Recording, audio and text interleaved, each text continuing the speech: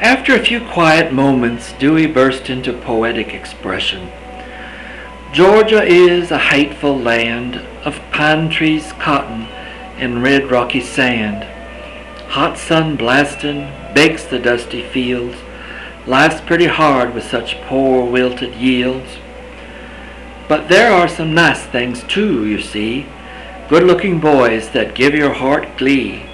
Handsome lads with wavy brown hair, blowing fresh kisses to lazy girls in rocking chairs. Yuck, Dewey. That's awful and not the least bit true, Jenny protested, giggling. And besides, I know for a fact there are twice as many lazy boys in Campbell County than girls. Who lies in his hammock under the apple orchard for hours at a time? Well, you do when I don't happen to get there first, retorted the stumbling boy. Jenny enjoyed fighting and verbally jousting with Dewey. He was a quick-witted boy who enjoyed a good laugh, no matter at whose expense. Perhaps because of his lame leg, he was inclined to avoid the company of boys his own age, and sought solace among the elderly men of the community. He spent a great deal of time alone, wandering the backwoods with childish abandon. His good heart, charitable disposition, and balanced mind were fermenting a formidable character.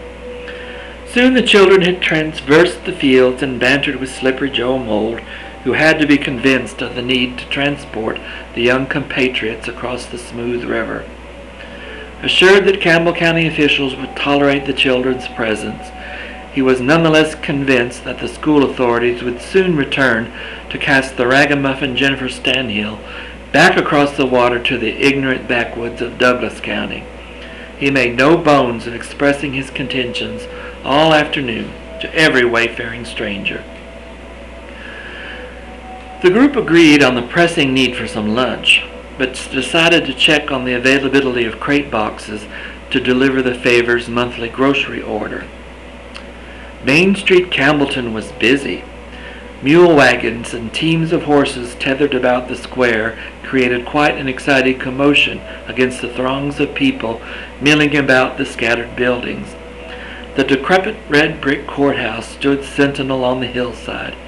The pungent aroma of rot permeated the air near the building. Jennifer pointed out the sagging beams and caved-in rooftop on the west side of the building as the party passed swiftly into town. Pressing among the crowd of farmers and laymen, Lizzie cowered, slightly intimidated by the bustle of activity.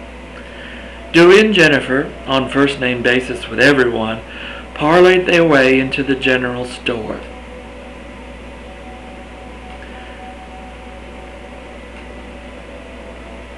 Can't read that. Jane Kirby was busy arranging trades and supervising the loading of orders into wagons and ox cart parked outside. Her son Joseph, decidedly slow of movement and falling behind in his appointed duties, exasperated the storekeeper's patience. In an effort to help out, Dewey and Jenny grabbed both ends of a long box and deftly removed the supply-stuffed vessel to a long battered wagon out front. Lizzie, too, picked up a smaller crate and handed it up to Dewey, who had jumped up into the bed to load the longer box. Leaping down, he and his two helpers scurried back indoors. Rady had found her way to the sewing and notions section, no doubt drawn by the familiarity of her mother's domestic duties that often passed the time back home. It was rare indeed to see her mother seated, without some sort of festive but practical supplemental activity to occupy her withered hands. Rady's placid eyes scoured the different bolts of material, and she was beginning to examine a thread box when Dewey, with Jenny and Liz closely following, marched through the door, dodging merchandise and customers in a doggedly determined parade. Rady bolted at their appearance, and pausing only momentarily to contemplate their movements, joined the end of the line and stepped briskly out the back screen door to the yard area behind the store. The pack rats quickly dispersed their attention and searched the available junk for potential boat building materials. Jane Kirby, desirous of a moment's break from the hectic pace of the morning's deliberations, came to the busted screen door and observed the children silently. Dewey began pulling out a few sturdy wooden crates and, glancing up, noticed Mrs. Kirby. "We're lining up construction supplies for a major project, and these would go a long way." "Certainly, Mr. Favors. What, pray tell, are you boogers up to?" "Jenny's building a boat, and she's going to sail down the river to Cuba, or maybe Mexico," Dewey mockingly answered. "Why Mexico, Miss Jenny? That's a fur piece.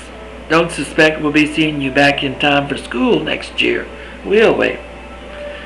Jenny, blushing, no doubt realizing for the first time that every person she would see today had been ardently informed of her academic impetuosity of the previous morning. "Well, if we get short on time, we might just turn back at Riverton, since we have to walk home. I reckon we'll do fine enough to float that far." "Riverton is a bit short of Mexico, but it's an ambitious project anyway, Miss Jenny. Good luck, and God speed thee in thine enterprise. I'll be certain to send my finest crates. Hope to hear of your launching soon. I also hope to be hearing of your outstanding scores on the achievement test. I trust you will invest your time wisely this summer and take heed of Brother Atwood's admonitions as well." "A lot of most interesting people here," Rady commented, "and they all seem so concerned for you, Jenny." "Yes," Jenny shrugged. "Sometimes I wonder if they haven't sat down and planned everyone's business. I only wish I knew myself as well as everyone else seems to know me." Balancing a few poles in his grasp, Dewey stood up to announce their departure. "I'm starved. Let's go get some food." And with that command, they were off down the street to the Favors' residence.